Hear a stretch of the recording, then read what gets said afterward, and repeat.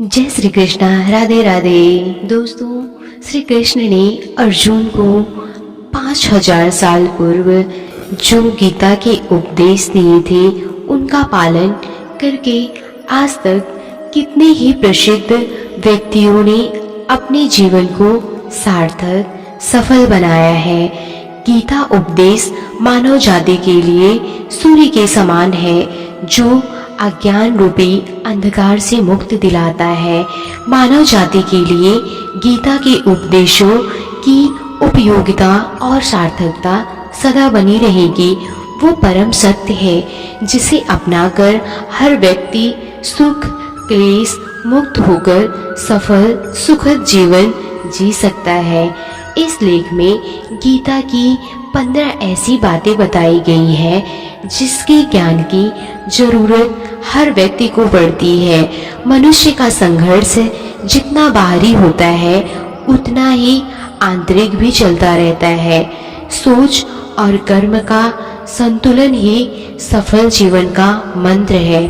सही गलत और उचित निर्णय की दुविधा में फंसे व्यक्ति को गीता के इन उपदेशों से मानसिक संबल और धैर्य मिलता है। तो दोस्तों, आइए जानते हैं वो कौन सी गीता की 15 ऐसी बातें हैं जो सुनकर अपनी जिंदगी सफल बना सकते हैं। पहला, विश्वास की ताकत। श्री कृष्ण कहते हैं, तुम अपने विश्वासों की उपज हो। तुम जिस चीज में विश्वास करते हो तुम वही बन जाते हो। जो स्वयं पर विश्वास करते हुए लक्ष्य की ओर बढ़ते रहते हैं उन्हें सफलता जरूर मिलती है। अगर व्यक्ति अपने लक्ष्य के लिए कर्म पे पूरे मन से लग जाता है और उसे कर्म करने से खुशी मिलती है तो सफलता उससे दूर नहीं। दूसरा, मृत्यु से भय व्यर्थ है। तो दोस्तों, श्री कृष्ण कहते हैं, हर व्यक्ति के मन में मृत्यु का भय होता है। इस संसार का जब से निर्माण हुआ है तब से जन्म मृत्यु का चक्र चलता आ रहा है। यह प्रकृति का नियम है। इस सत्य को स्वीकार करके भय मुक्त होकर आज में जीना चाहिए। किसी को भी आने जाने पल के बारे में कुछ नहीं पता होता, लेकिन इस संशय में भयभीत रहने से जीवन नहीं जिया जा सकता। तीसरा, कर्म सबसे ऊपर आता है। तो दोस्तों, श्री कृष्ण कहते हैं अर्जुन से कि व्यक्ति कर्म करने के लिए ही पैदा हुआ है और बिना कर्म किए कोई रह नहीं सकता। फल की चिंता करना व्यर्थ है क्योंकि इससे मनुष्य का मन काम से भटकने लगता है। किसी कर्म से सफलता नहीं मिलती तो क्या हुआ, असफलता भी ज्ञान के द्वार खोलती है। अगर बिना फल की चिंता किए कर्म करते रहोगे तो सफलता और मन की शांति जीवन भर तुम्हारा साथ नहीं छोड़ेगी। जो कर्म फल से विरक्त होकर कर्म करता जाता है उसका आध्यात्मिक ज्ञान बढ़ता जाता है। चौथा, हमेशा स्वार्थी होना गलत है। तो दोस्तों, श्री कृष्ण कहते हैं, जो व्यक्ति हमेशा स्वार्थ प्रेरित होकर फल की चिंता करते हुए कर्म करते हैं और सिर्फ फल की उन्हें कर्म करने को प्रेरित करता है, ऐसे लोग दुखी और बेचैन रहते हैं क्योंकि उनका दिमाग हमेशा इसी उलझन में फंसा रहता है कि उन्हें क्या फल मिलेगा। स्वार्थी व्यक्ति सुखी नहीं रह पाता और ऐसे व्यक्ति से कोई भी संबंध नहीं बनाना चाहता। इसलिए स्वार्थ से ऊपर उठे और दूसरों का हित भी सोचे। पांचवा, क्रोध से सबका नुकसान होता है। तो दोस्तों, श्री कृष्ण कहते हैं, क्रोध या गुस्सा करना व्यक्ति के दिमाग में उथल पुथल पैदा कर देता है। आवेश में विवेकहीन होकर कई बार व्यक्ति अपना ही नुकसान कर बैठता है या फिर अपनी ही मानसिक शांति को भंग करके खुद को कष्ट देता है। क्रोध की अग्नि में बुद्धि और तर्क नष्ट हो जाते हैं और व्यक्ति बिना विचार किए बस अपने अहम की तुष्टि करने वाले काम करता है। गुस्सा व्यक्ति की विचार शक्ति को पंगु बना देता है और भ्रम पैदा करता है। छठवां, मन पर कंट्रोल जरूरी क्यों है? तो दोस्तों, मन का स्वभाव है कि ये आसानी से भटक जाता है और जीवन को सफलता की दिशा में ले जाना है तो मन को काबू करना बहुत ही जरूरी है। श्री कृष्ण कहते हैं कि बार बार प्रयास करने से धीरे धीरे चंचल मन को वश में किया जा सकता है। मन को वश में करने से दिमाग की शक्ति केंद्रित होती है, जिससे कार्यों में सफलता मिलने लगती है। अगर मन को वश में नहीं करोगे तो ये आपका सबसे बड़ा शत्रु बन जाता है। सातवां, भगवानों में कोई छोटा बड़ा नहीं। तो दोस्तों, इस संसार में ईश्वर कई रूपों में जाने जाते हैं। इनमें से कोई भी रूप बड़ा छोटा नहीं है। परमात्मा का हर रूप समान है। जैसे हर नदी अंत में सागर से जाकर मिलती है, वैसे ही हर धर्म, मत और संप्रदाय की धाराएं परमात्मा रूपी समुद्र में समा जाती हैं। यह संसार परम पिता का ही स्वरूप है, वो हर कण में विद्यमान है। आठवां, कर्तव्य पालन जरूरी है। तो दोस्तों, भगवान श्री कृष्ण उपदेश देते हैं कि हर व्यक्ति को अपने कर्तव्य का पालन करना चाहिए। यही धर्म है।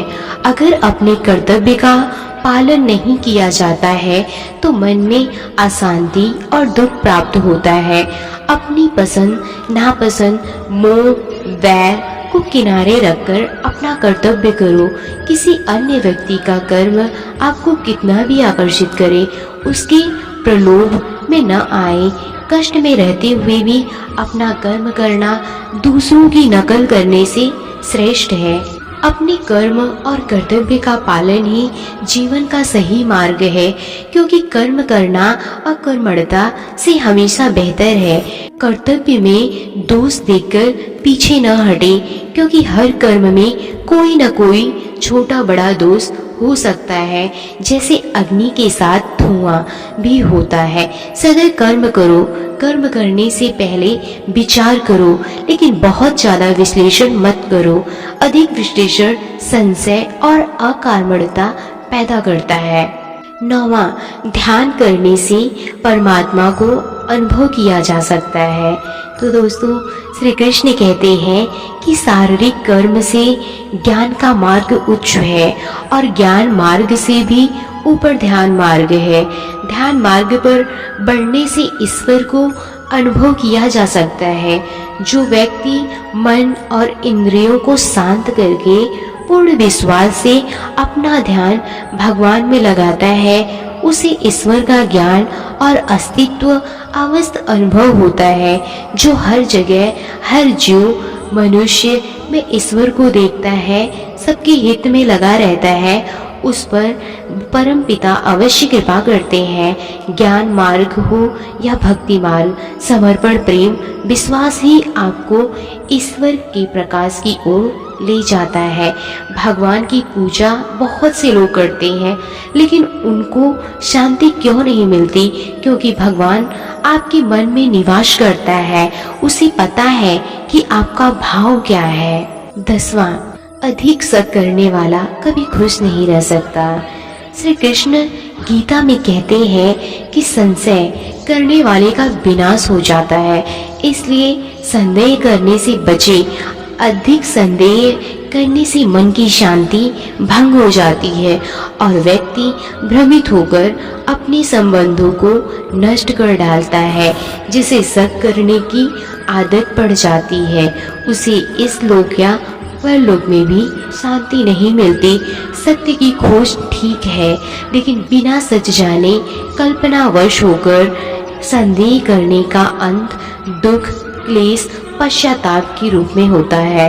11वां, अति करने से बचे। तो दोस्तों, जीवन में संतुलन बहुत जरूरी है।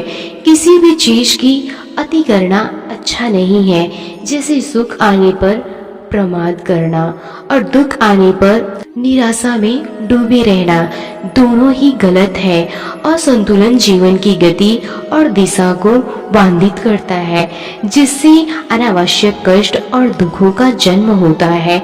जिसके मन, विचार और कर्म में संतुलन है, उसे ज्ञान मिल जाता है और ज्ञान से ही सदा के लिए शांति, संतुष्टि मिलती है। 12वां, सही कर्म से ज्ञान और मुक्ति संभव है। तो दोस्तों, गीता के उपदेशों में कर्म योग का सिद्धांत कहता है कि संसार से विरक्त होना ही मुक्ति का उपाय नहीं है। संसार में रहकर एक गृहस्थ अपने कर्मों का पालन करते हुए कर्मफल से विरक्त होकर मुक्ति प्राप्त कर सकता है। यही विचार और उचित कर्म भी अशक्ति को खत्म करने में सक्षम है। अच्छे कर्म कभी व्यर्थ नहीं जाते, चाहे ये दुनिया हो या परलोक। 13वां, ज्ञान और कर्म एक है। तो दोस्तों, एक अज्ञानी कर्म और ज्ञान को अलग अलग समझता है, लेकिन एक ज्ञानी जानता है कि दोनों एक ही लोग ज्ञान की बातें तो करते हैं, लेकिन उसका पालन नहीं करते। बिना पालन किए ज्ञान कोरा रह जाता है, ज्ञान का अनुभव नहीं होता। गीता कहती है ज्ञान पढ़ने की नहीं बल्कि अनुभव करने की वस्तु है और अनुभव बिना कर्म किए नहीं मिलता। 14वां, इच्छा दुखों का मूल है। तो दोस्तों, इस संसार में जितनी भी चीजें सांसारिक सुख की श्रेणी में आती है, उनकी एक शुरुआत और अंत जरूर होता है। इन संसारिक सुखों का अंत दुख, कष्ट और दुर्गति के रूप में होता है। इच्छाओं का अंत नहीं है, एक पूरी होती है तो दूसरी नई इच्छा आ जाती है। हर इच्छा से प्रेरित होकर कर्म करना गलत है, क्योंकि ऐसे तो अनुचित कार्य भी होंगे। इच्छाओं से नहीं, विचलित ना हो, उन्हें एक विरक्त दर्शक बनकर देखो और वे चली आएंगी। 15वां, भगवान ही सबसे बड़ा सहारा है। तो दोस्तों, परम पिता ही एकमात्र हमारे आधार है और अपने हैं। इस संसार में कोई भी अकेला नहीं है। ईश्वर में विश्वास रखते हुए जो मनुष्य कर्म पथ पर बढ़ता जाता है, वो सदा शांति, सुख और मुक्ति पाता है। भूत और भविष्य की चिंता करना व्यर्थ है। वर्तमान ही सत्य है।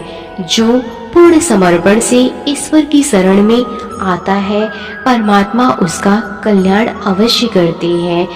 उम्मीद करती हूँ दोस्तों, भगवान कृष्ण के द्वारा कही गई ये बातें आप लोग को अच्छी लगी होगी। तो कृपया कर वीडियो को like and subscribe and comment जरूर करिएगा। जय श्री कृष्णा, राधे राधे।